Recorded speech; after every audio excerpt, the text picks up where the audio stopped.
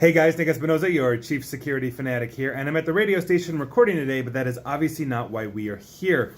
We are actually going to be talking about U.S. intelligence as it relates to our allies around the globe, in this case, the United Kingdom. I've got some interesting notes here. I think you guys are going to find this fascinating, but if you don't know who Robert Strayer is, you're about to find out. He is the Deputy Assistant Secretary at the U.S. Department of State, and basically he just said that, and I quote, Huawei, that is the Chinese telecom manufacturer that is in the news currently for possibly developing 5G technology that might give the Chinese government surveillance. So Mr. Strayer just said Huawei was not a trusted vendor and any use of its technology in 5G networks was a risk. Now, he went on to say that if an untrusted vendor like Huawei was used by another country, then the U.S. would have to, and I quote, have to reassess the ability for us to share information and be interconnected, basically implying that the intelligence sharing with that country could be at risk. Now, the reason why we're talking about this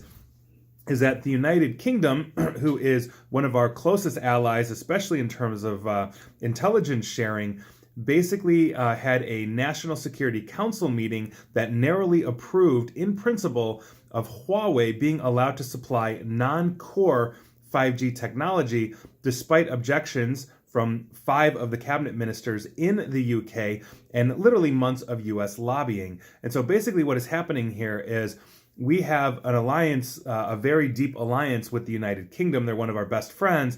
And if we are saying, if our data is being transmitted over Huawei technology, which has ties to the Beijing government, that is potentially an unacceptable risk. And so the United States and other of our staunch allies in, let's say, the Five Eyes or other intelligence sharing in terms of that community have really been pushing for this. And so that actually begs the question then, which is what I'm getting at today, is how far and how deep do we actually take this? And so if we are looking at sharing intelligence that is possibly going over infrastructure that is compromised, can we find other ways to share this? Or do we have to have essentially a standard uniform methodology for infrastructure as we are developing it in our respective countries? So as the United States develops 5G, United Kingdom, Germany, Australia, France, and some others that are, considered very close to us when it comes to military and intelligence operations,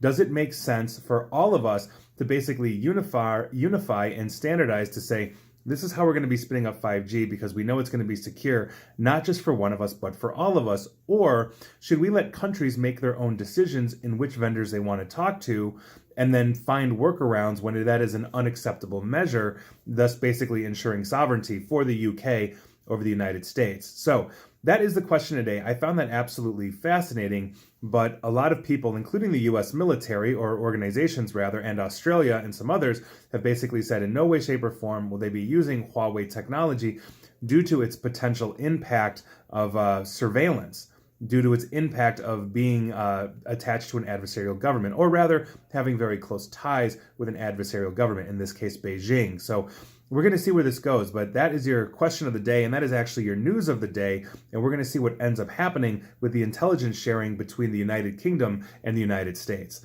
And so that is basically what we're talking about today. And please like, share, follow me here on Facebook and Twitter at NickAESP, and as always, stay safe and stay online. Thanks, guys.